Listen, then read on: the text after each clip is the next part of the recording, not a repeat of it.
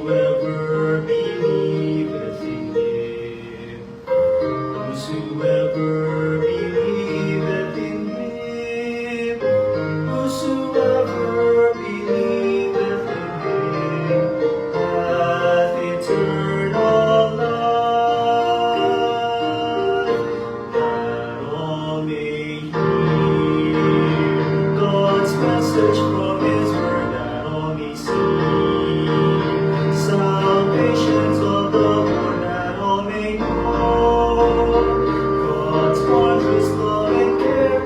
We must all the gospel share, that all may hear, that all may hear.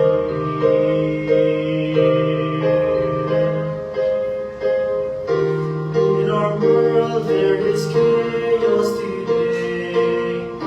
God still God, oh hear him say, if my people who are called by my name shall be humbled and turn from their way, then I'll hear and will answer their prayer. Then I'll hear and will answer their prayer.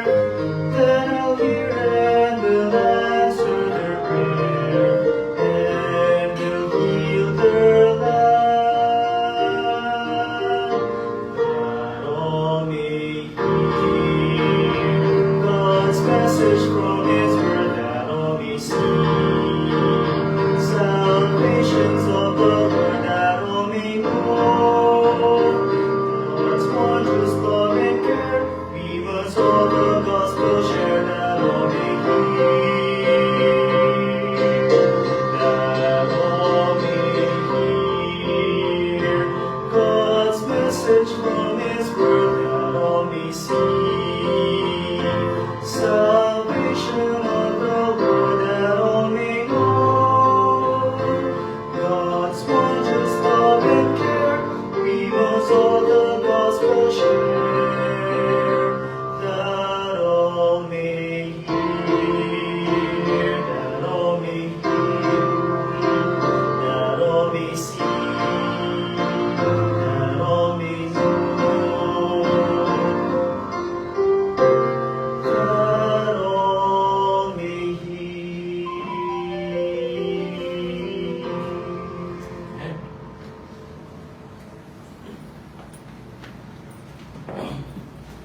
Okay, maraming salamat po sa napakagandang mensahe ng awitin na po ngayon. No? Let's share the gospel so that everybody will know, no, the gospel or the good news. Po, sa dami ng masasamang balita na naririnig natin ngayon, ano po, ay nangangailangan hindi lamang ang Pilipinas, kundi ang mundong ito ng magandang balita. Ang tanging magandang balita lang na pwede nating ibahagi at kailangan ng bawat isa ay ang balita, magandang balita buhat po sa ating Panginoon. Na tayo pong lahat sa pamagitan ng Panginoong Jesucristo ay maliligtas. Okay po? Sa ating pagpapatuloy, ngayon po ay unang linggo ng panibagong buwan ng June. Po, kaya meron po tayong bagong topic na pag-uusapan ngayon pong umagang ito. Kaya atin na pong buksan yung ating pong mga Bibles sa Luke chapter 15 verses 1 to 10. Luke chapter 15 verses 1 to 10. Basahin po natin ito ng sagot-sagutan. Let's read this responsibly. Kung po muna din, kayo po ay sasagot. Sabi po dito sa verse 1, now the tax collectors and sinners were all gathering around to hear Jesus.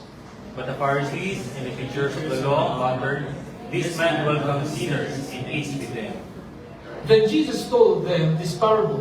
Suppose one of you has 100 sheep and loses one of them, does not leave the 99 in the open country and go after the lost sheep until he finds it? And when he finds it, he joyfully puts it on his shoulders. And he goes home, then he calls his friends and neighbors together and says, rejoice with me, I have found my lost sheep. I tell you that in the same way, there will be more rejoicing in heaven over one sinner who repents than over 99 righteous persons who do not need to repent. Or suppose a woman has 10 silver coins and uses one. Doesn't she light a lamp, sweep the house, and search carefully until she finds it? And when she finds it, she calls her friends and neighbors together and says, "Rejoice with me, I have found my lost coin." In the same way, I tell you, there is rejoicing in the presence of the angels of God over one sinner who repents. The Lord bless the reading of His Word. Tayo po ay manalangin. Dakilang Diyos, salamat po sapagkat ang salita mo ay bukas na sa amin pong harapan. Thank you, Lord, for talking to us through your words this past Sundays, Panginoon. And I pray that this morning ay muli mong buksan ang puso't isipan namin. Alam ko po na meron kang mensahe sa amin ngayong pong umaga. At nawa, tanggalin mo lahat ng mga disturbances, Panginoon. Lahat ng mga tumatakbo sa aming mga isipan ngayon, ito po, Panginoon, ay amin mo nang isang tabi. At give us focus, Panginoon, sa amin pong pakikinig ng iyong salita upang amin pong may sagawa ito sa amin pong pangaraw-araw. Lord, samahan mo kami sa aming pag-aaral. Ito ang dalangin sa pangalan ng Jesus. Amen. Okay. Kayo po ba ay nakapunta na sa ganitong lugar? Sa mga naka-experience na makapag-abroad, ano? Ibang bansa? Naka-experience na po ba kayo ng ganito ka-crowded, no? Na airport? No? Ang daming tao, ano? And then, nakapunta na rin ba kayo sa ganito karaming tao na mall? Okay? Pagka Pasko, no? Pagka sale, yan, ang daming mga tao. Pero, kapatid, ganito po ang gusto ko pong tingnan natin ngayon pong umaga. What if, kung kasama ninyo ang inyong dalawang anak na 3 years old at 4 years old, sa iyong paglalakad din sa mall na ito, or sa iyong biyahe pa abroad, at realize mo na, nawawala yung 4 years old kong anak. Ha? Ano ang inyong mararamdaman? Ano ang inyong pong magiging reaksyon? Diba? Pagkat nawala sa ganito karami tao, yung inyong anak, no? Ito kaya ang inyong gagawin? Itutuloy nyo kaya yung flight nyo? No? Or, hihintayin nyo na lang, pupunta kayo sa isang tabi, at hihintayin nyo na lang na hanapin kayo ng 4 years old na inyong anak. No? Or, kakalimutan nyo na yung anak na yun na nawala. Kasi meron ka pa namang isa. Meron pa naman ako isa eh. Wala na kayo. Di ba? Grabe naman yung pag gano'n ng inyong inyong reaction. Magiging conscious ka kaya sa poise mo na, naku, kailangan okay pa rin yung aura ko kahit na nai-stress ako. May ganun kaya yung ating po magiging reaction. Hindi, di po ba? Di ba? At kahit anong mga reaction na sinabi ko dito, parang pagka isa doon naging reaction nyo, napaka-ano nyo naman na magulang. Di ba? Napaka-unloving mo naman na magulang. Kasi, mga kapatid, ito, I know you will agree with me. Basta nawala ang inyong anak sa ganito karaming mga tao, this will happen. No? Wala kang pakialam kung ano yung hawak mo. No? Wala kang pakialam kung anong oras ang inyong flight. No? The moment na mawala yung anak ninyo, bibitawan mo talaga yung ano yung dala mo. No? Wala kang pakialam kung ma-delay ka sa flight mo, hahanapin at hahanapin mo talaga. At wala ka ng hindi mo na iisipin yung reputation mo. Sisigaw ka doon, di ba? Nasaan ang anak ko? O kaya, isisigaw mo yung pangalan ng anak mo. Nasaan ka na? At gagawin mo lahat ng makakaya mo para mahanap yung iyong anak. Meron pong pelikula na napanood kami noong pandemic. Ang title ng pelikula yun ay Alam Mo. May nakapanood ba nun sa iyo? Si Jericho Rosales ang artista doon at saka si nalimutan ko na yung bata. Nawala yung bata. No? Nabiktima ng child trafficking. Kasi busy-busy yung tatay niya sa pagtatrabaho na wala. At alam niyo ba, Wala siyang ginawa kundi hanapin yung anak niya. Kung saan-saan na siya pumunta. Sabi doon na wala, sa Chinatown. Okay? At umabot pa siya ng Hong Kong kasi may nagsabi na dinala daw sa Hong Kong. So nagpunta pa siya ng Hong Kong. And for the past 10 years, hindi niya nakita yung anak niya. At yung ending nung movie, meron siyang isang pulubi na nakita sa isang stairs sa Quiapo. Bulag siya. At napalingon siya. Parang may bugso ng damdamin. Lumapit siya sa medyo binatilyo na. At yun nga, bulag at namamalimos. At ang naging tanda lang, na yun ang anak niya, ay yung kanilang shake hands. Meron silang shake hands na sila ng dalawang nakaklo. At talagang very touching yung scene na yun. At ini-imagine ko yung sarili ko. Kung ano ba si Jeff, when he was 4 years old. By the way, nung siya po ay 2 years old, big ko siya sa market. May lumapit sa akin. Ang sabi niya, "Sir, baka gusto niyong gawing model yung anak niyo." Sabi, model lang saan? Model lang ano? Basta po, sumama kayo sa amin. Sabi ko, hindi. Okay? So, ang unang pakiramdam ko doon, na-flatter ako kasi mukhang napugihan sa anak ko. Pero pangalawang kong naramdaman, natakot ako. Kasi mukhang baka sindika ako. But anyway, mga kapatid, ganun ang mararamdaman natin pagka may nawala. Natatakot tayo, natataranta tayo, At ang nasa utak lang natin na gawin ay hanapin siya at all cost. Di mo ba? Mga kapatid ngayong umaga, alam niyo ba na yan din ang puso ng Panginoon? Na hanapin ang lahat ng mga nawawala. Di ba? Hindi siya titigil at gagawa siya lahat ng paraan para tayo po ay makita. Para po tayo ay mahanap. Di ba? Praise God sapagkat karamihan sa atin dito, I know, na nakilala ng Panginoon. Natagpuan ng Panginoon. Salamat sa Panginoon sapagkat hindi tumigil ang Panginoon. Sapagkat alam niyo ba, sabi ng Biblia, walang naghahanap sa Diyos. Walang tao, ang sabi sa Romans chapter 3, walang naghahanap sa Panginoon. Walang interesado sa mga Diyos na bagay. Ang dahilan kung bakit po tayo narito ngayong umaga, ang dahilan kung bakit naririnig niyo po ang mensahe ngayong umaga, because God is looking for you. God is searching for you. God is seeking for you. Ngayong umaga, mga kapatid, ang ating pong theme ngayong June ay reset our focus. Are we still on target? Yan po ang pag-uusapan natin. Ano ba yung target natin? Or ano ba yung annual theme ng CGBC family? Ito po ang annual theme. Ito ang nakalagay dito. We bring them in, build them up, and send them out. Okay? Ano yung ibig sabihin ng bring them in? Okay? Ating pong hihikayatin ang mga tao na hindi pa nakakilala sa Panginoon na kumilala o kilalanin nila, tanggapin nila si Jesus bilang sariling tagapagligtas. And after they receive Jesus as their Savior, we will build them up. We will strengthen them. Para bang isang bagong panganak na bata. Ano ang iyong gagawin? Papabayaan mo na lang ba yun? Kahit na pangilan siya, papabayaan mo ba siya? Bahala kang dumiskate sa pagkain mo.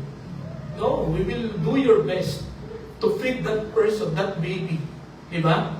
Palalakihin mo siya, palalakasin mo siya, hanggang sa maging independent siya. Di mo ba? And then, the last na atin pong gagawin, when a follower of the Lord is built up, we will send them out. Ano yung ibig sabihin nun? We will teach them how to teach others also. Nakuha niyo po ako? So yan po ang theme natin this year. At yan po ang gusto ko na balikan natin ngayon nangangalagitnaan na tayo ng taon na ito.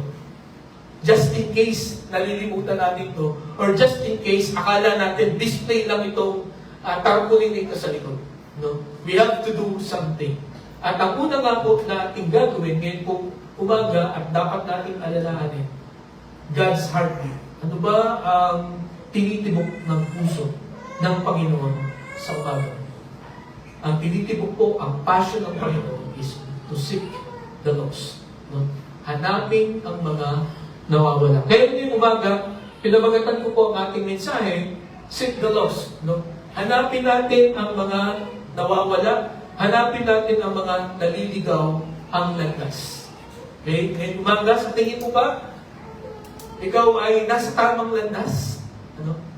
Or naliligaw ka ng landas? Kung sa oras na ito, sa umagang ito,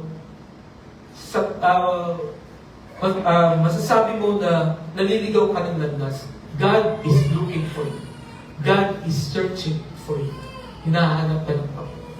At ito ang gusto kong sabihin sa inyo, hindi siya titigil hanggang hindi ka niya nakikita.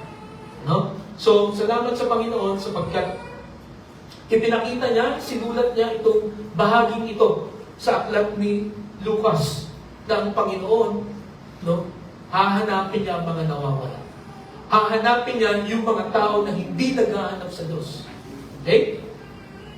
So, dito po sa Luke chapter 1 verses 1 and 2, ang senaryo po dito, ang Panginoong Jesucristo ay nakikipagkwentuhan, no? At meron pong gathering. No? Ang kasama ng Panginoong Jesucristo, ang sabi dito, now the tax collectors and sinners were all gathering around to hear Jesus. So alam niyo po, noong unang panahon, yung mga tax collectors, no, ay nabibilang na sa mga makasalanan. No? Di ba sa panahon natin ngayon, no? Pagka ikaw ay tax collector or ikaw ay BIR, di ba? Sa panahon natin. Meron tayong impression na itong mga ito corrupt. Di ba? Hindi naman siguro lahat. No? Pero, dun sa mga nakilala ko na nag-work sa BIR ay talagang may corruption na nangyayari. Sa bagay, sa totoo lang, sa lahat naman ng department ng ating pong bansa ay may corruption na nangyayari. Pero ito, nung panahon nila, yung mga tax collectors, they belong to sinners. No? At itong mga sinners dito, mga kapatid, ito ay mga tao na mga prostitutes, no? Yung mga ibang mga tao na hindi sumusunod sa batas ni Moses. Yan po ang mga tao na tinatawag na makasalanan. Okay? At kanino sila nakapaligid? Sa Panginoong Jesucristo. Nakikinig sila. Okay? And then pagdating din sa verse 2, but the Pharisees and the teachers of the law muttered, these men welcome sinners and eats with them. So parang sabi ng mga Pharisees, sino ba itong mga Pharisees na ito? They are teachers of the law. No? Ano yung law? Ito yung law ni Moses. Ito yung law, ang law na sinusunod nila ay 614 laws. Master nila yon, memorize nila yon, at sinisikap nila na sundin yung 614 laws na yun ni Moses. Pero ang masamang epekto nitong mga Pharisees at saka mga teachers of the law sa kanilang pagsunod sa batas ni Moses, naging masamang reaction. Naging mayabang sila. Naging ang tingin nila ay mas mabait kami kaysa sa inyo. No? Huwag kayong sumama sa amin. Huwag kayong dumikit sa amin. Kasi, mga banal kami. Okay? Tapos, kini-question nila, bakit niyang inyong teacher? No? Bakit niyang si Jesus? Ba't nakikisama? Ba't nakikihalubilo sa mga makasalanan? Okay? So, yun ang tanong dito. No? Sa inyong palagay, kung ang Panginoon na buhay ngayong panahon na ito, saan nyo kaya siya matatagpo? Sino kaya ang mga kinakausap? Di ba? Yung mga tao, mga makasalanan. Pero yung mga sa tingin nila ay malinis sila, no? Sa tingin nila sila ay banal. Kung sa tingin nila sila ay hindi nagkakamali, hindi yung pupuntahan ng Panginoon. Ang mga pinupuntahan ng Panginoon ay yung inaamin nila sa kanilang sarili that they are sinners. Kung sa umagang ito, yan ang iyong pakaramdam, I am sinful. Sigurado, ang Panginoon ay nasa atin. No? Kasama natin, nakikinig sa atin. Okay? So ito po yung scenario dito. So nung makikita ng Panginoon, marinig ng Panginoon, na yung bulong-bulungan nitong mga Pharisees at saka mga teachers of the law, ay parang inaano siya, no? Parang bakit ito nakikisama sa mga kasalanan? Di ba matuwid to? Dapat sa amin siya makisama. Dapat sa amin siya makipag-usap. Di ba? Ito ang sinabi niya. Siya po ay nagsalita ng isang parable. Ano bang ibig sabihin ng parable? May idea po ba kayo? Parable. Ano? Yes. Earthly stories with heavenly meaning. No? Kwento ng sa mundong ito, no? Mga kwento na may makalangit na kahulugan. Okay? So, ang una, mga kapatid, na dapat nating malaman when we seek the lost, based po doon sa kwento ng Panginoong Jesucristo ay ito. Mayroong tatlong characteristics ang naghahanap ng mga naliligaw ng landas. Okay, based doon sa kanyang parables na binanggit. By the way, dito po sa chapter 15, may tatlong parables na binanggit ang Panginoon dito, no? At ang parable na ito, o ang talinhagang ito, ay tumutukoy sa mga nawawala na nakita. Pero ngayong umaga, ang ating pong pag-aaralan ay yung first two parables lang. Okay? So, dito po sa ating pag-aaralan, mayroon tatlong characteristics, no? Yung mga seekers of the lost. Ang una, ito po, the desperation of the seeker.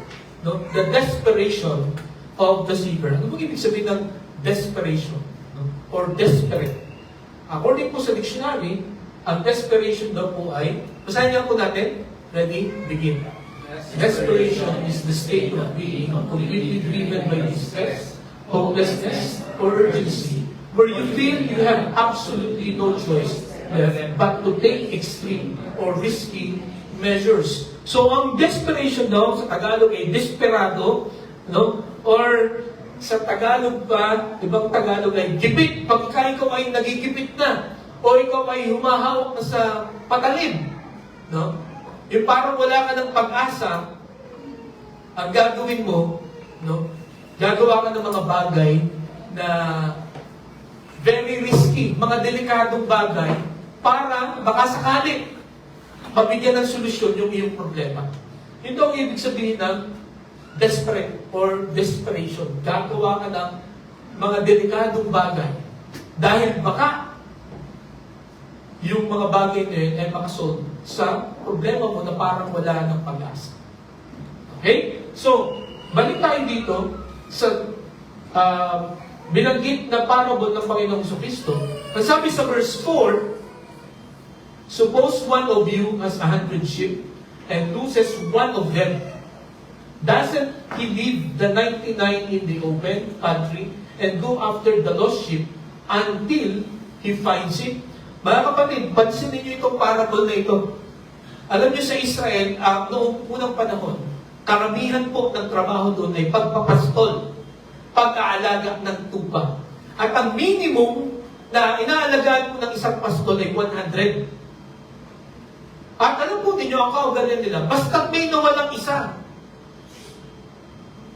iiwanan talaga nung pastol yung 99 at hahanapin yung isang yun. Kahit saan man yung magpunta. At ang sabi doon, until he finds it. No? Hahanapin niya hanggat makita niya. Hindi siya titigil. No? Hanggat hindi niya nakikita yung nawawalang isa ngayon na tupa.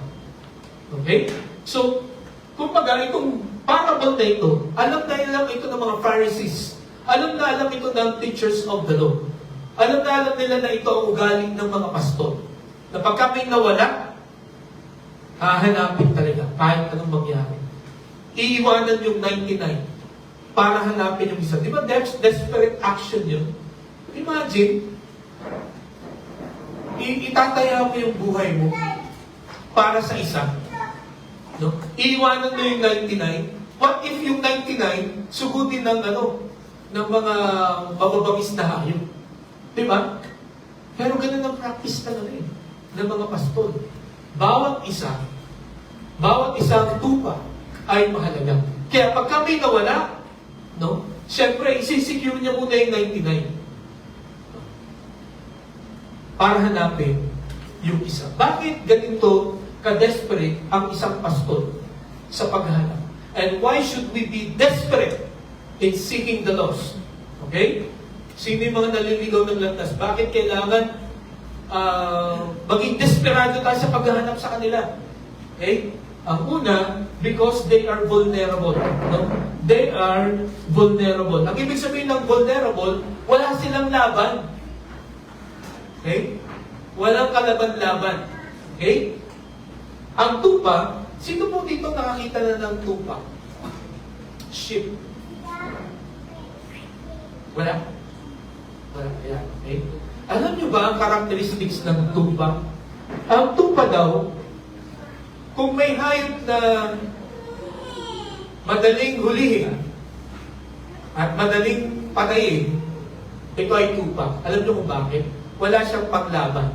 At ang sabi dito,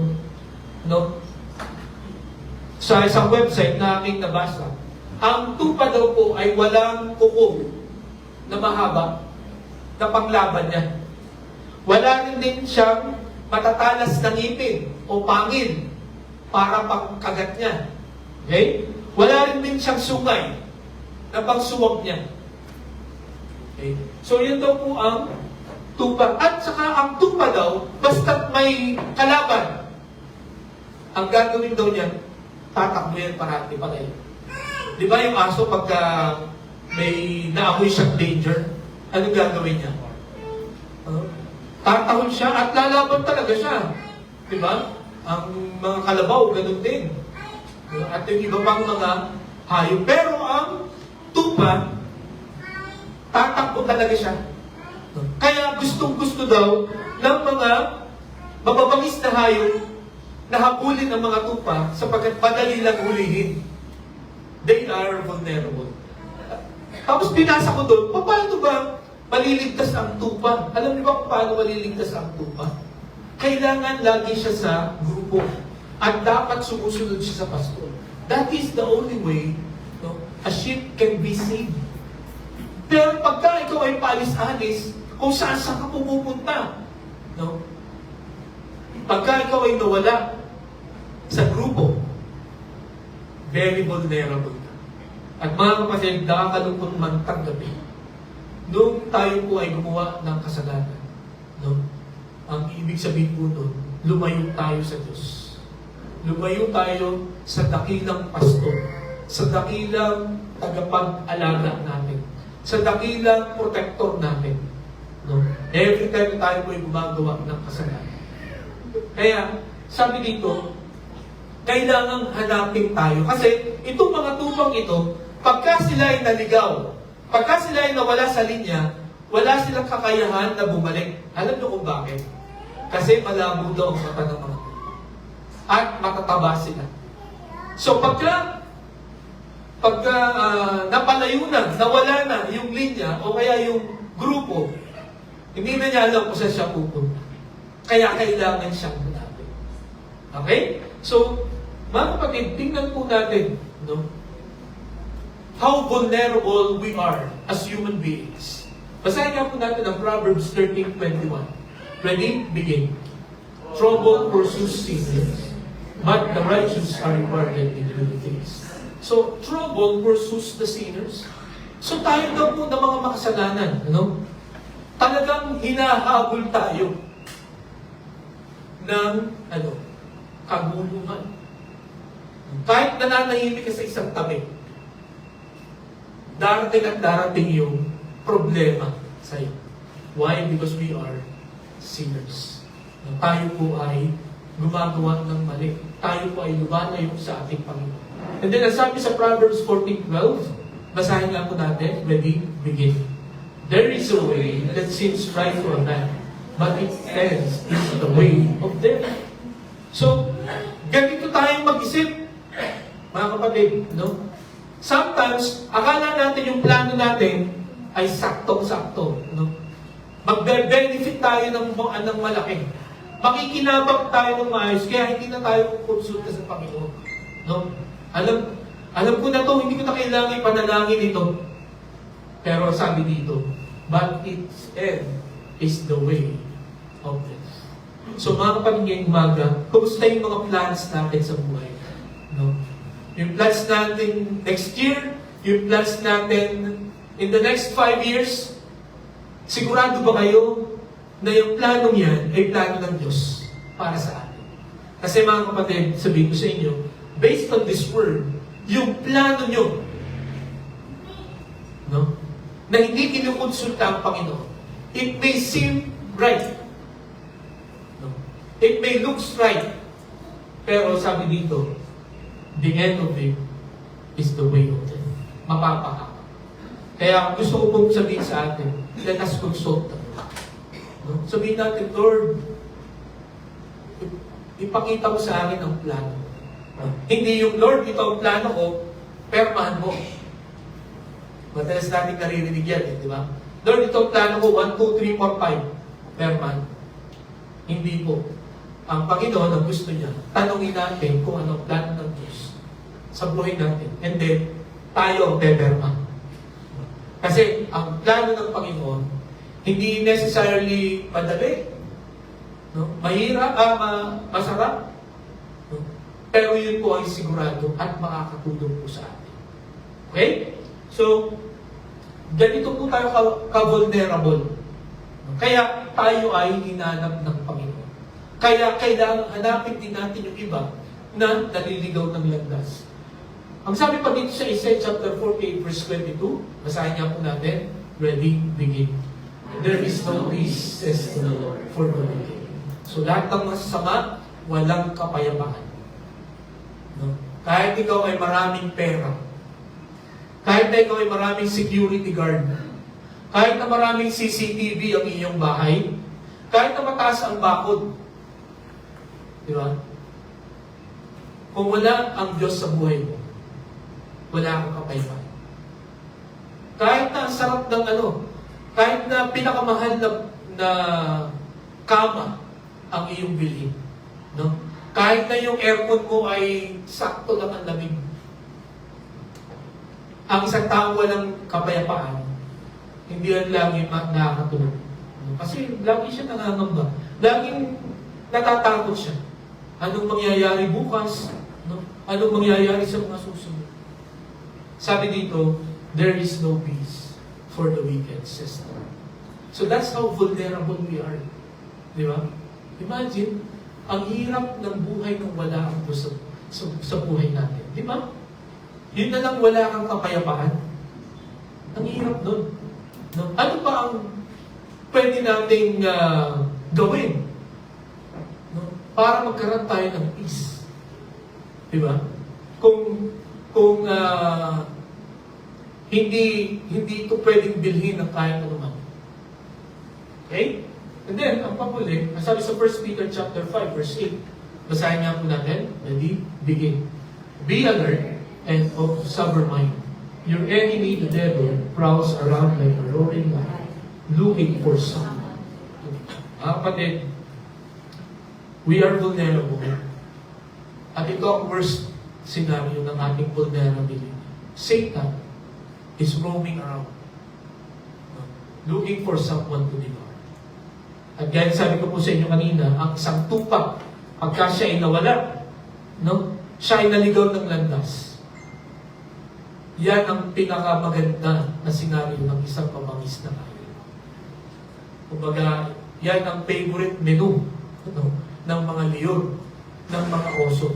Ang tupak. Bakit? Sapagkat hindi nila alam kung paano lumaban at hindi nila alam kung paano tumakas. Ganyan po tayo mga kapatid. That's our situation. That's how deprived, or depraved all of us. We are vulnerable. Kaya, hinanap tayo ng Panginoon. Kaya hinanap ka ng Panginoon. No? Dahil tayo po ay tsak na mapapahama. Ang pangalawa na dahilan, why a seeker must be desperate in seeking the lost. Hindi lamang because the lost is vulnerable, but they are valuable. No? Mahalaga sila. No? Importante sila. Okay? Anong sabi dito sa Mark chapter 8 verses 36-37? Basahin po natin ulit. Ready? Begin. For what will it profit a man if he gains the whole world and loses his own soul? Or what will a man give in exchange for his soul? So, tingnan nyo, ang sabi nitong talatang ito, for what will it profit a man if he gains the whole world? Anong mapapakinabangan mo, no? Kung ang lahat ng, siguro karamihan, lahat ng popularity, no? Lahat ng matataas na posisyon, sa mundong ito ay nasa iyo na. But, ang sabi niya, he loses his own soul. Pero yung kanyang kaluluwa ay mapapahamak. Anong mapapakinabangan? So, pakita ninyo, alin ang mas mahal? Alin ang mas expensive? Your soul or the world? Your soul. Kasi, hindi kayang bilhin ng kaligtasan. No?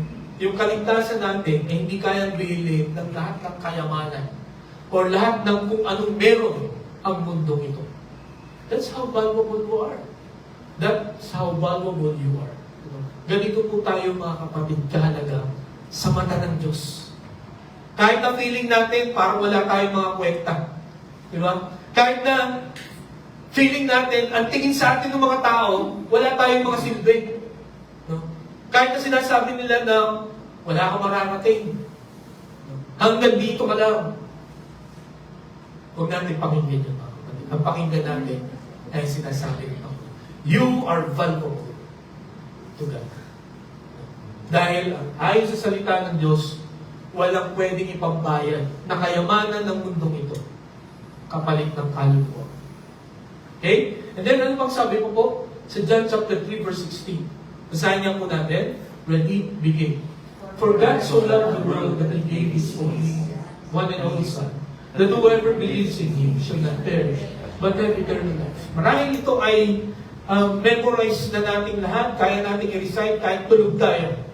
But you know what? Studying this, seeking the lost, will give us another meaning, no, from this verse. Okay, mas maiintindihan natin yan dito. Sa Romans chapter 5 verse 10. Basahin niya po natin. Ready? Begin. For if while we were God's enemies, we were reconciled to Him through the death of His Son. Okay, ganito po yan. Lagi natin sinasabi na, for God so loved the world that He gave His one and only Son. No? So, pinapakita dyan yung pagmamahal ng Panginoon sa pagsugo niya sa kanyang anak. Okay, ito. Pakinggan niyo po ito. I think nasabi ko na ito sa inyo. Pero, ilan sa mga parents dito ang nagsabi na ng ganito nung may sakit ang kanyang anak? Sana sa akin na lang yung sakit. Di ba? Kasi ayaw mong i-sacrifice yung iyong anak. Gagawin ko lahat para hindi mahirapan ang aming anak. Kaya kong labanan lahat. Kaya kong tanggapin lahat ng mga bashing. Huwag lang yung anak. Di ba? Pero ito mga kapatid, ito ang ginawa ng Panginoon. Sa Romans chapter 5 verse 10, while we were God's enemies, we were reconciled to Him through the death of His Son. So ganito mga kapatid, papayag ba kayo kung halimbawa ibibigay niyo inyong anak para mailigtas yung kaaway? Papayag ba kayo doon? At kayo, kung kayo ay anak nandito, papayag ba kayo kung sasabihin sa inyo ng inyong parents, anak, pwede ba may kaaway ako dyan sa amin. May kaaway ako dyan, ang laki ng utang niyan sa akin. Pwede bang ikaw nang maging pambayad? Okay pa lang yun yung ikaw ay pambabayad, pero kung ang gagawin sa'yo, papatayin ka para mabayaran ang utang mo. Nagagawin ka ba? matinding pagmamahal ng Panginoon sa mundo. Kung kaya sinakripisyo niya yung kanyang anak, na kumbaga sa atin, hindi mo natin gagawin yan. Isakripisyo na natin ang sarili natin, huwag lang yung anak natin. Di ba? That's how great is God's love to us. Ito ang desperate action na ginawa ng Panginoon to save you and me. He sent His Son to die. No? Hindi, okay lang sa nung He sent His Son to save us. Pero ang sabi dito, He reconciled to Him through the death of His Son. At alam po natin kung paano namatay ang Panginoong Jesucristo. Hindi lang siya basta sinaksak. No? Tinorture siya, mga kapatid. Just to save you and me. At again, sa mga tatay dito, ano kaya ang mararamdaman natin? Kung sa pagliligtas ng anak natin doon sa isang makasalanan, doon sa kaaway natin, makikita mong tinotorture siya.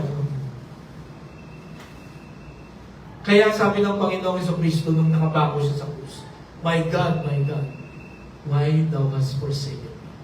Ano yung ibig sabihin po nung sinabi ng Panginoon? Hindi matitigan ng Panginoon. Hindi pa matitigan ng Diyos Ama yung ginagawa sa kanyang anak. Hindi niya rin matitigan yung kasalanan na nakaatang sa Panginoon.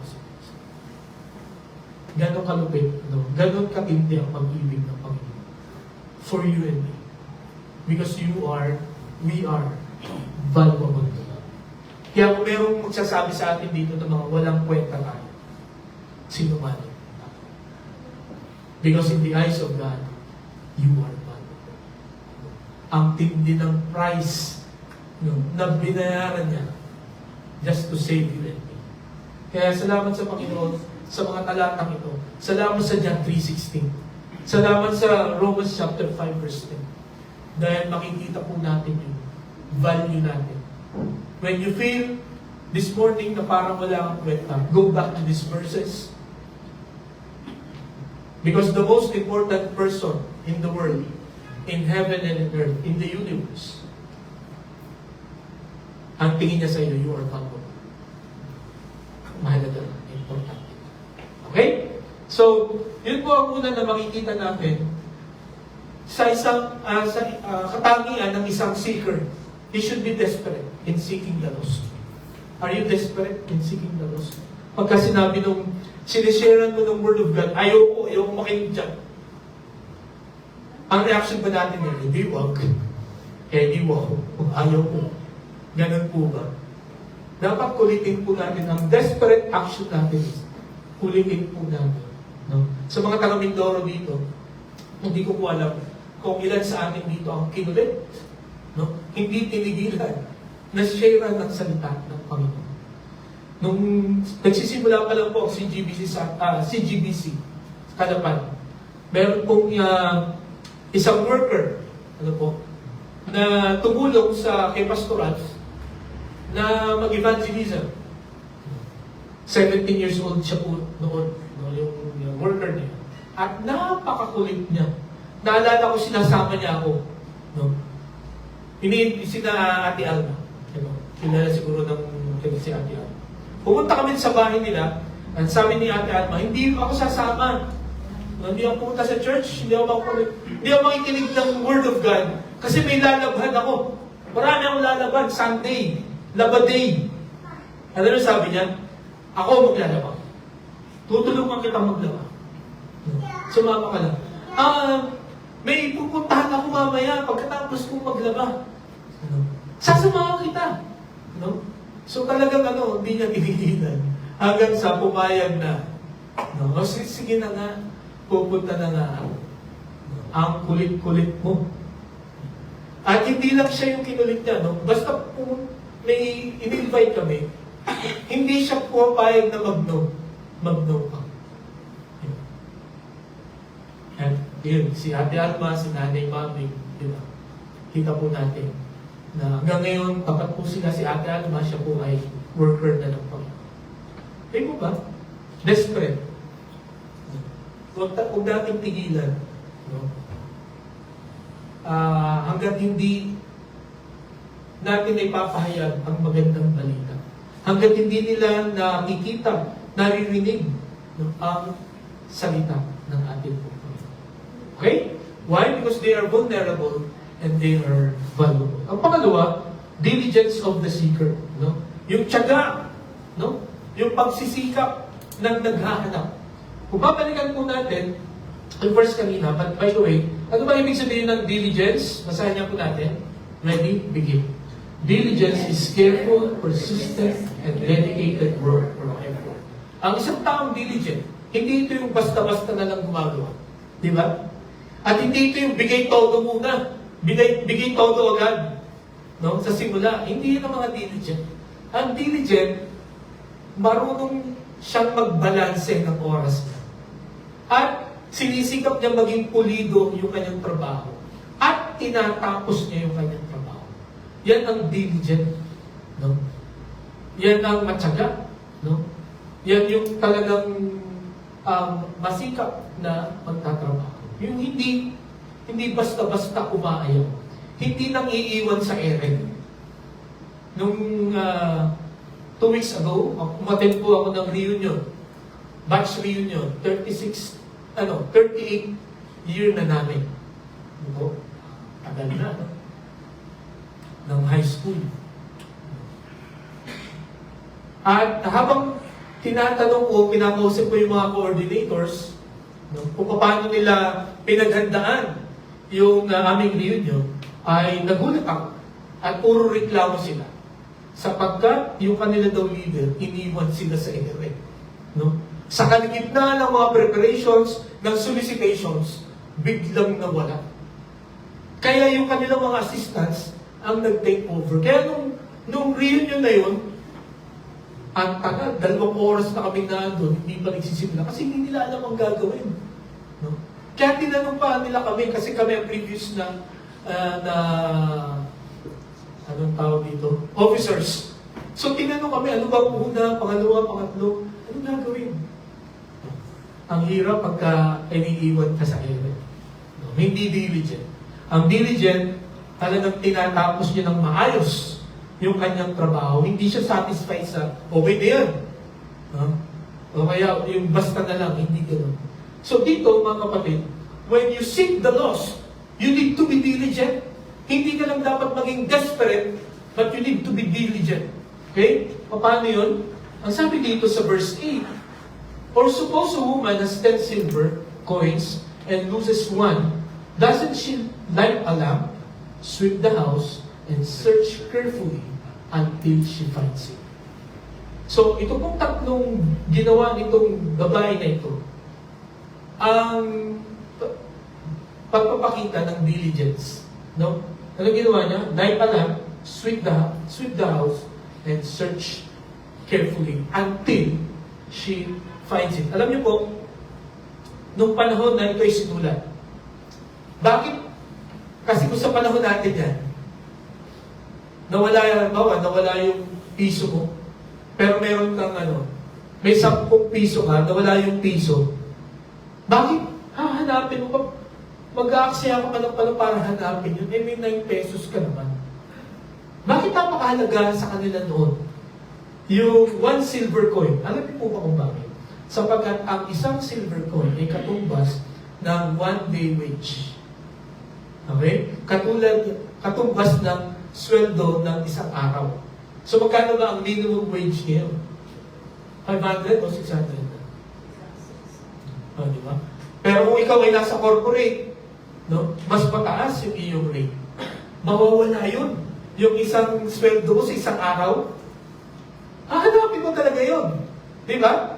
Talagang bubuklakin mo lahat, hahalukayin mo lahat, tatanungin mo lahat, iisipin mo lahat paano ko nawala yun, saan ko na naiwan.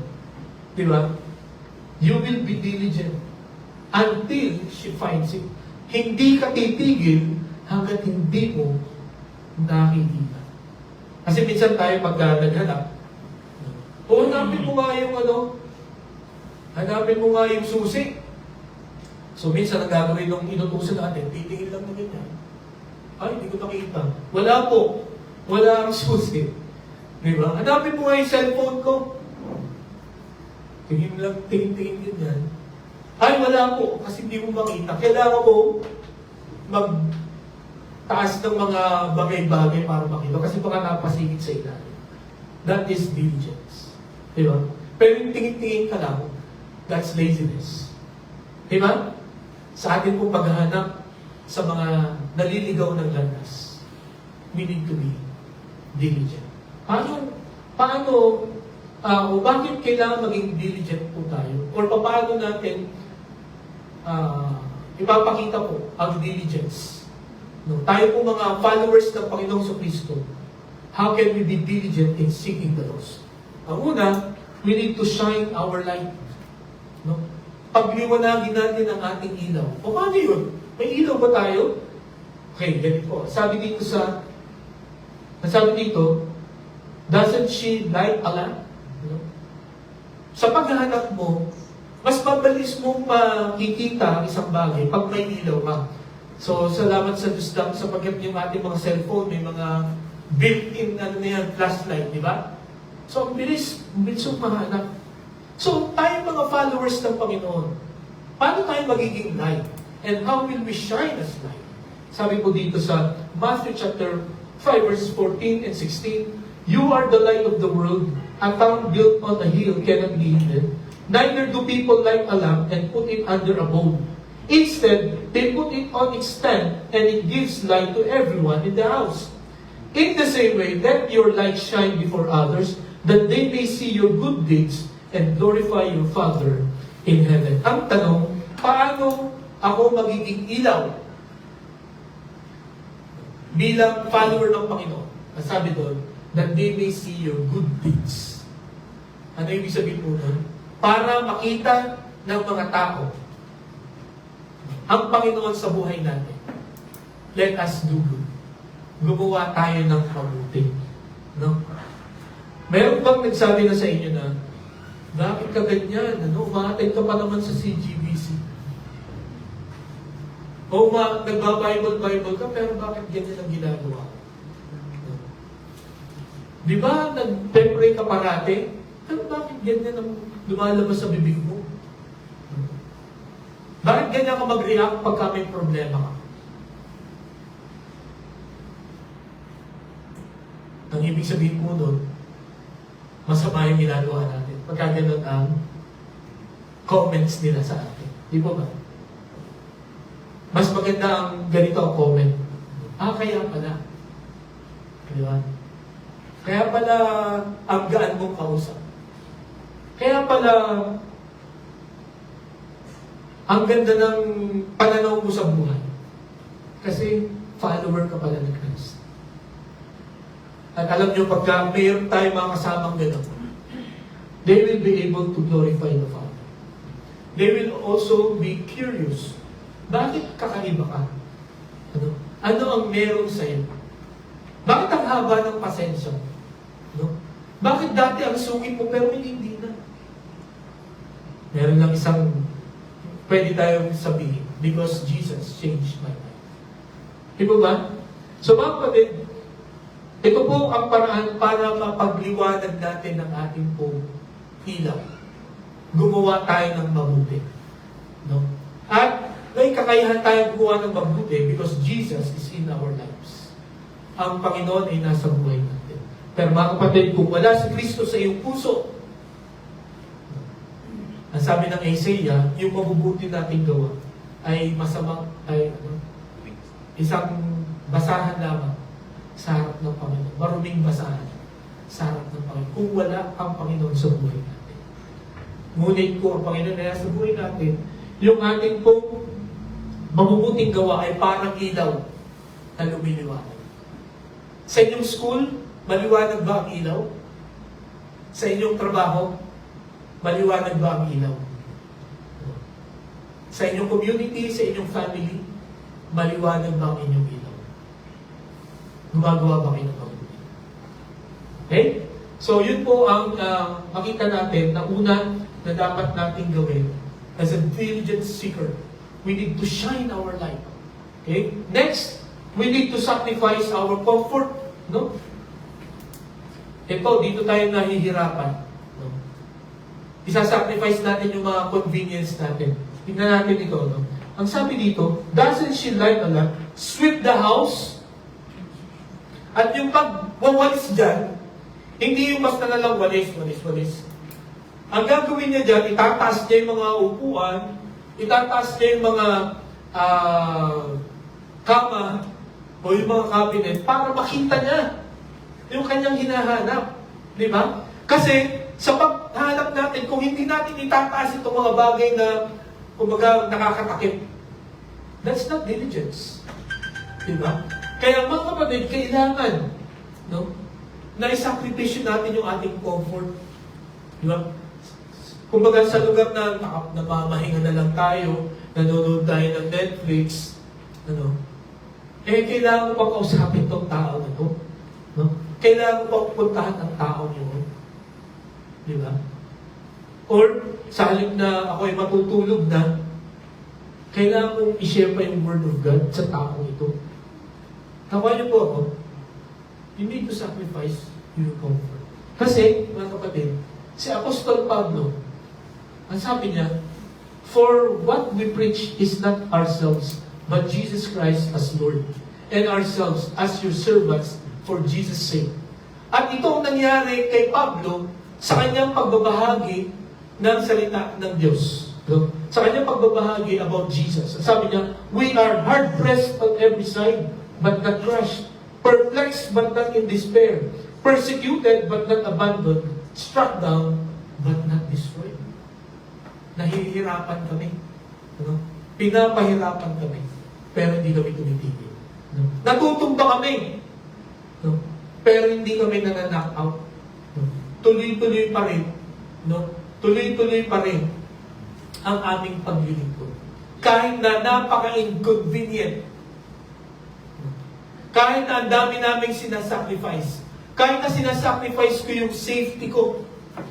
I keep on going. And that is diligence. I keep on preaching the Lord Jesus Christ.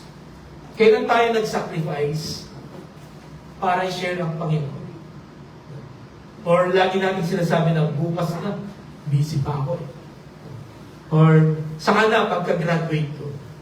Or saka na pagka wala na akong work. Saka na when time is convenient. Ang dami kong nakaschedule na gano'n. Okay? Nasabi dito sa 2 Corinthians chapter 8 verse 9. This is the greatest sacrifice of convenience. Basahin nga po natin. Ready? Begin. For you know the grace of our Lord Jesus Christ, that though he was rich, yet for your sake he became poor, so that you through his poverty might become rich. So, nakita natin yung biyaya ng Panginoon. Ang Panginoon, siya po ay naging mahirap para tayo ay yumaman. Tayo ay umunlad. Diba? Sa kanyang poverty, tayo po ay umunlad. Diba? Siya po ay nagpakumbaba, siya po ay naging servant. Para po tayo ay maging sons of the kings. Children of God. Naging alipin po siya. That is a sacrifice of God. Pwede gawin ng Panginoon na mag-snap na lang siya ng finger para tayo po ay maligtas na lahat. Kaya rin gawin yun. Diyos siya eh. Pero pinakita niya po sa atin yung paghahanap ng mga nawawala. You need to be diligent. Paano? You need to sacrifice your comfort. May mga panahon na kailangan nating gumastos. No? May mga panahon na kailangan nating i-cancel yung mga schedules natin, no? Para gawin ko ano yung pinapagawa sa atin ng Panginoon. At ito sasabihin ko sa inyo mga kapatid. Every cent, every strength na inyo pong ibinigay sa Panginoon, recorded yan. Kita ng Panginoon. Every sacrifice that you will make for God, may kapalit yan. Diba? Kaya huwag tayong matakot, huwag tayong manghinayang kung sa tingin natin ay may mawawala pagka nag-sakripisyo tayo para sa Panginoon. Ang Panginoon, ang sabi nga sa 1 Corinthians 15:58, our labor for God will never be in vain. Okay? So, yan po ang pangalawa. Ang pangatlo, sustain your effort. No? You need to sustain your effort. Dahil sabi ko sa inyo kanina, ang taong diligent, hindi agad bigay todo sa simula yan. Ano? Kasi kailangan mong i-sustain hanggang katapusan. No? Yung iyong lakas. No? Yung iyong eagerness to share the Word of God. Sabi dito sa verse, search carefully until she finds it. No? So, pansinin yung search carefully until she finds it. So, kailangan i-sustain mo yung effort mo. Hindi pa hanggang kalahati ka lang. Kundi, dapat ang lakas mo, no? Yung pagnanais mo na ibahagi ang Word of God. Yung pagnanais mo na hanapin ang mga nawawala. Hanggang katapos, hanggang makita mo. Hindi yung mag-give up na, hindi ko na makita. Again, balik tayo doon sa airport. Balik tayo sa mall. Pagka may nawalang bata, o nawala yung anak ninyo, ay, sa oras na ako naghahanap. Hindi ko pa rin makita. Uwi na ako. Di ba? Alam nyo, itong isa sa hanggang ngayon ay masama ang loob ko. Nung unang pumunta ko dito sa Manila, pumasok ko sa Bible School, ay hindi ko pa alam itong Cubao. Hindi ko pa alam ang Cubao. So sabi ng kuya ko sa akin, magkita tayo sa SM Cubao. So kumara ako ng jeep from Taytay Rizal papuntang Cubao. So nagkita kami, kumain kami. Ngayon, sabi niya sa akin, magtingin ka muna ng mga damit, baka meron kang kailangan na bilhin. Sabi ko, tingin ka. So, sa madaling salita, nagkahiwalay kami. So, mga 30 minutes na, sabi ko, nasa kaya yung kuya ko? Eh, sabi ko, first time ko dito. Sabi ko, paano kaya ako uuwi? So, narinig ko yung yung page yung pangalan ko, na Mr. Elena Magtibay, come to the customer service. 3 beses. Sabi ko, nasa yun? Ano yun? Ano yung customer service? So, 1 hour kong hinanap yung customer service. Pagdating ko doon, hinahanap ko yung kuya ko. Sabi ko, nasa po yung naghahanap sa akin? Sabi niya, ay, umalis na. Kanina pa siya naghihintay. Sabi ko, talaga? Tapos pinapage ko siya. Kasi akala ko, hinahanap niya rin ako. 1 oras ulit ako na nag-page. Walang dumarating. Hanggang sa sabi ko, gabi na. Kaya sabi ko, naku, iniwan kaya ako ng kuya ko dito? Iniwan ako ng kuya ko dito? Sabi ko gano'n. Eh, first time ko. So, sa madaling salita, paglabas ko ng mall, may nakita akong jeep papuntang doon sa school na pinapasukan ko. Doon sumakay ako, nakauwi ako. And then, the following Sunday, nagkita ulit kami. Kaming 3 magkakapatid. Sabi ko, iniwan mo ako? Sabi ko gano'n sa kuya ko. Oo, umalis na ako. Sabi ko, bakit mo ako iniwan? Sabi ko sa kanya gano'n. Eh, tagal mo dumating eh. 1 oras na ako naghihintay. So, nung malaman ng ate ko yun, sinapok niya yung kuya. Bakit mo iniwan? The first time lang yan dito. Diba? Yun nga, honestly, hanggang ngayon pagkaalala ko yun, parang nasasaktan ako. Parang hindi ko ma-imagine na iniwan ako. Pero sa isang banda nakabuti rin. Dahil natuto akong magbiyahe, nilaksa ko na lang yung loob ko. Pero mga kapatid, ang punto ko po dito ay dapat hanggang katapusan. You have to sustain your effort in searching those. Hindi lang pang 1 oras. Hindi lamang pang 1 araw. Dahil nasabi ko sa inyo dito doon po sa dati kong pinagpastoran sa San Pablo, meron doon na 2 elder. Si Manoy, at saka tawag si Manoy, at saka si Brother Ben. Yan, kilala ito ng mga taga San Pablo dito. Okay? Yung si Manoy, matagal na siya Christian. Yung si Brother Ben, ay sineshare niya. Alam niyo kung gaano niya katagal sinare yung si Brother Ben. 20 years. Nag-chess sila for 20 years. Chess tayo! Di chess. May libang chess eh. So sa pag-chess nila, sinishare na niya. Sabi ni Brother Bende, hindi ako niniwala dyan. Pero hanggang sa umabot yung 20 years, doon niya lang sinuko yung buhay niya sa Panginoon. 20 years. No? Kung ako yun, kung ako, 2 years, ayaw talaga nito. Diba? Or kung halimbawa, naisip ko nga, what if kung ika-19th year, nag-give up na si Mano? Pero 20 years. No? Yun ang diligence. No? Yun po ang sustaining the effort. Hindi ka titigil. No? Kasi, papalakasin ka ng Panginoon. At ang Panginoon mag-work talaga. So, mga kapatid ngayong umaga, meron pa tayong kailangan na tsakain na bahaginan ng salita ng Panginoon. Or meron na kayong marami na kayong mga ginibang. Wala talang pag-asa yan. So sana, huwag tayong mawala ng pag-asa. Let's keep on sharing the word. As I've said, as I'm always saying, it is God's role to convince them. Our role is to share. Okay? Ang Panginoon ang kikilos sa puso niya. Okay? So, ang sabi dito sa John chapter 19, verse 30, basahin nga po natin. Ready? Begin. When he had received the drink, Jesus said, "It is finished." With that, he bowed his head and gave up his spirit. Ang Panginoong Jesucristo, tinapos niya. No? Nung nakabango siya sa krus, no? Nung malapit na siya kumatay, sabi niya, "It is finished." Anong ibig sabihin nun? Tapos na yung pagliligtas ko sa katawan.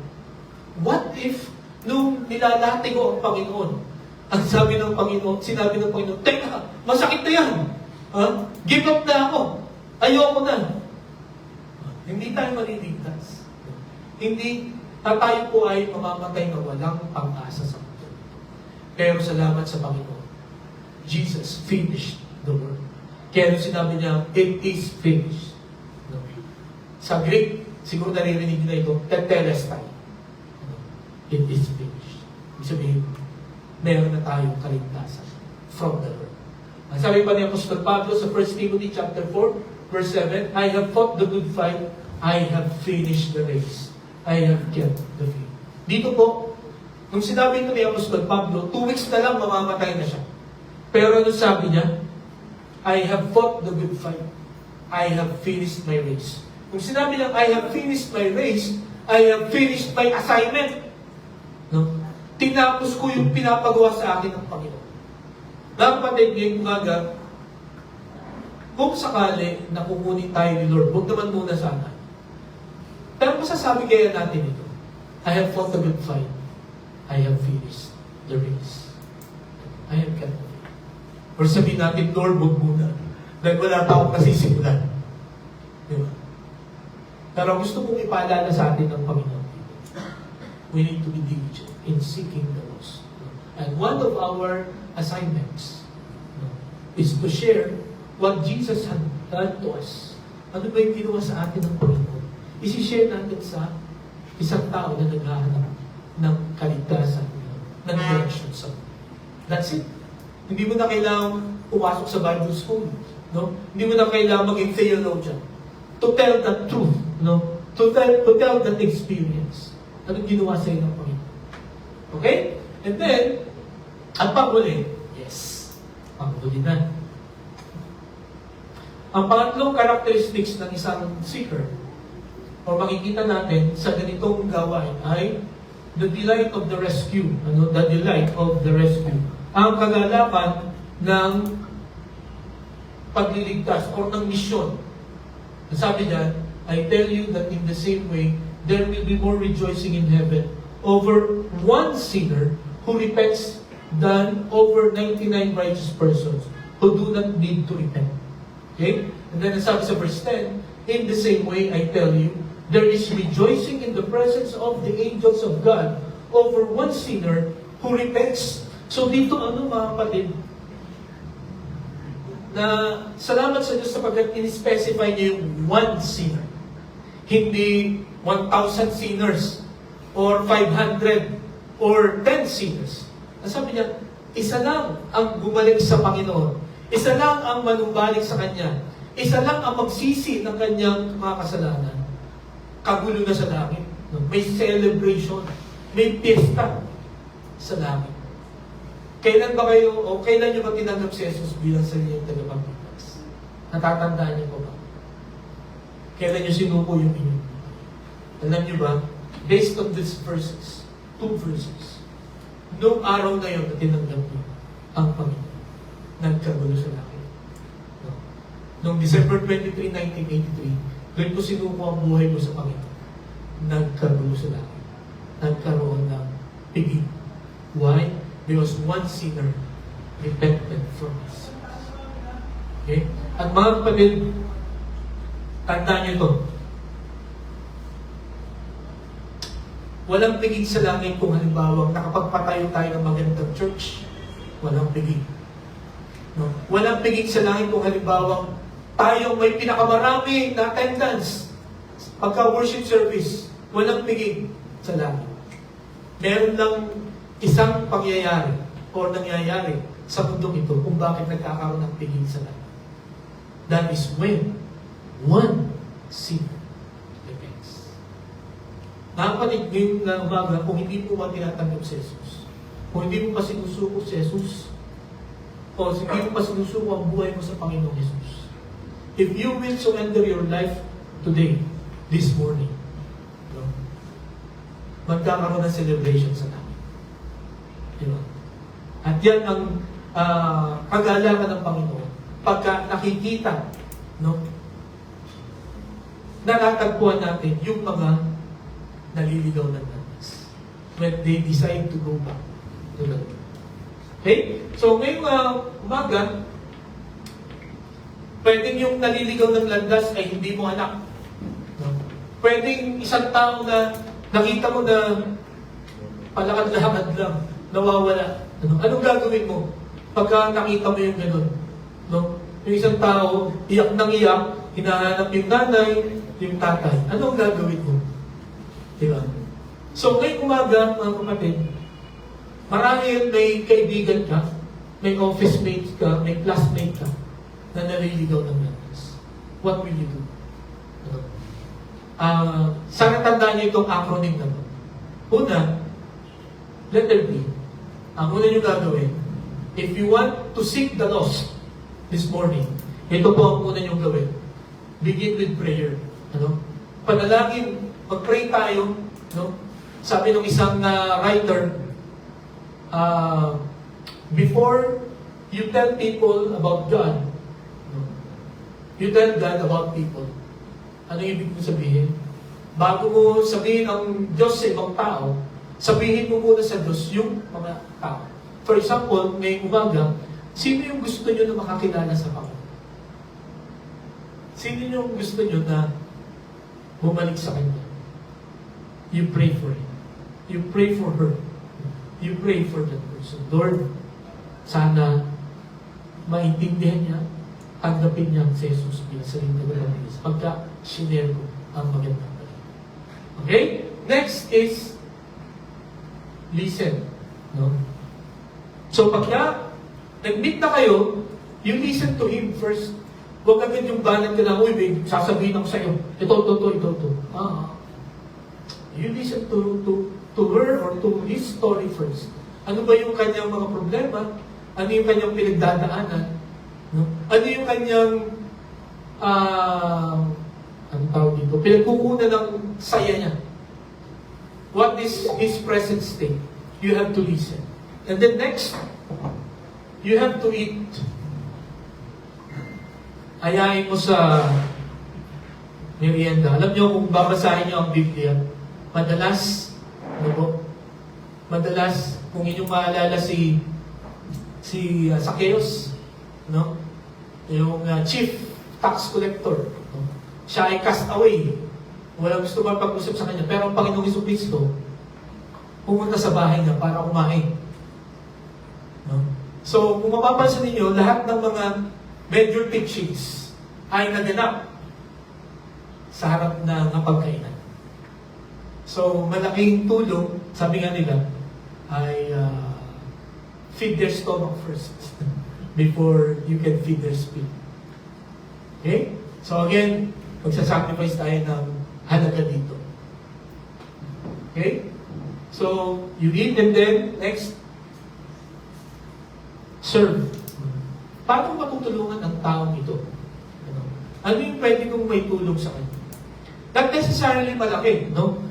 Pero kung kaya yung bayaran ng utang niya, why not? Ako una yung tulungan. Bayaran ko kaya utang nito.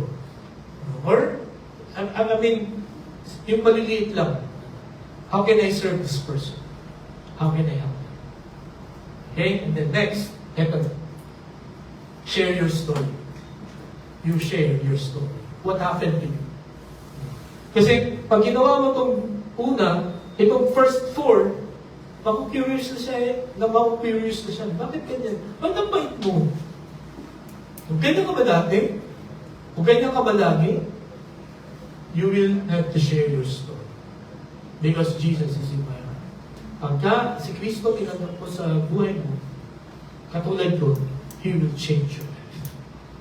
Okay? So mga kapatid, yung pintuan natin na yan, huwag niyong isipin na yan ay exit door. When you go out to that door, isipin niyo yan na yan ang entrance.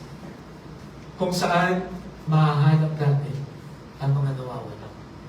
No? Kaya sa paglabas natin mamaya, sana maalala natin, let us bless people. Let us seek the lost. Tayo po'y manalangin. Let's pray.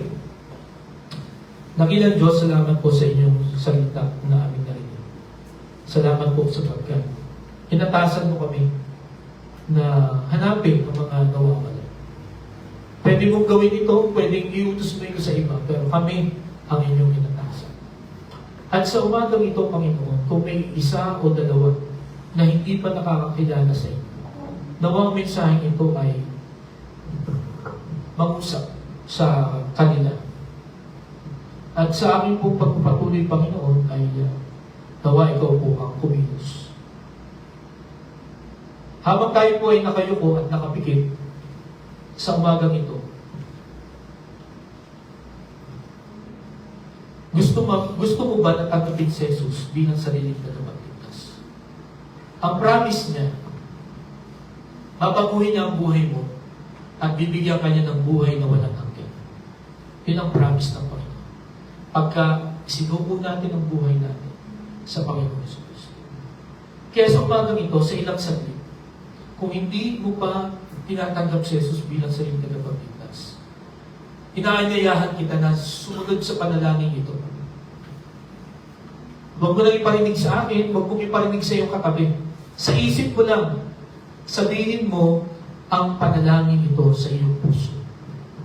Panginoon, salamat po sa mensahe na aking narinig. Nakita ko na ako ay makasalanan. Nakita ko na hindi ko kayang iligtas ang aking sarili. Kaya Panginoon, sa umagang ito, humihingi po ako ng tawad sa lahat ng mga pagkakamali ko. Lahat ng kasalanan na aking ginawa. Simula nung bata pa ako hanggang sa oras na ito. Forgive me, Lord. Hugasan mo ang aking puso ng banal na dugo ng Panginoong Hesus. At ngayong umaga, Panginoon, tinatanggap ko si Jesus bilang Panginoon at tagapagligtas ng aking buhay. Nawa ang Panginoong Jesucristo ang maging tagapanguna ng aking buhay. Sinusubo ko po ang buhay ko sa Panginoon. At salamat po sa buhay na walang hanggan na inyo pong ipinagkaloob sa akin. At salamat sapagkat simula sa oras na ito ay babaguhin mo na ang aking. Habang tayo po ay nakayuko at nakapikit, gusto ko pong ipanalangin kayo, makilala kayo, at ibahagi pa sa inyo ang mga magagandang bagay buwan sa salita ng Panginoon. Kung kayo po ay sumunod dun sa panalangin na yun, pwede po bang pakitaas ng inyong kanang kamay? Manatili po tayo nakayuko at nakapikit. Pwede po bang pakitaas ng inyong kanang kamay? Kung kayo po ay sumunod sa prayer. Nakita ko po kayo. Salamat sa Panginoon. Salamat po. Meron pa po ba? Pwede nyo na po ibaba. Thank God. Praise God. Meron pa po ba na sumunod sa panalangin na yun? Praise God. Okay, thank you. Pwede na pong ibaba. Meron ka po ba? Nais kong sabihin sa inyo ngayong umagang ito. Tandaan niyo ang araw na ito. June 7, 2026. Nagkagulo sa langit. Nagkaroon ng celebration sapagkat kayo ay nagdesisyon na bumalik sa Panginoon. Tayo po'y manalangin. Panginoon, salamat po sa mga kaluluwang ito na tumanggap sa iyo. You bless them, Lord. At nawa ay patuloy na palabuin mo pa sila sa kaalaman tungkol sa iyo. Salamat po, Panginoon. Ito aming dalangin sa pangalan ni Jesus. Amen.